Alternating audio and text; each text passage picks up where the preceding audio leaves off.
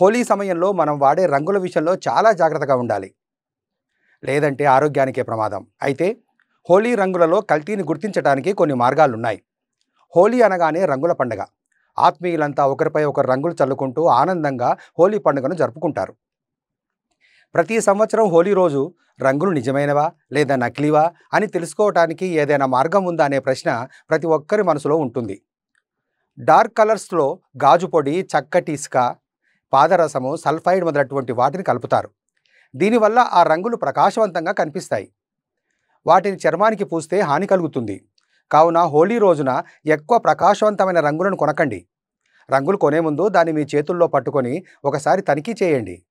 రంగును తాకినప్పుడు చాలా జిడ్డుగా లేదా పొడిగా అనిపిస్తే ఆ రంగు సింథటిక్ రసాయనాలతో కల్తీ చేయబడి ఉండవచ్చని అర్థం.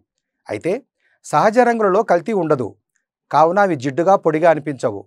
హోలీ రంగులలో కల్తీని గుర్తించడానికి ఈ చిటికా ఉత్తమమైన సులభ మార్గం. అరచేతిలో కొంత రంగు తీసుకొని దాని వాసన చూడండి. రంగు నుంచి petrol, mobile oil, kerosene oil, రసాయనం లేదా ఏదైనా సువాసన గల పదార్థం వాసన వస్తే ఆ రంగు నకిలీదని అర్థం చేసుకోండి.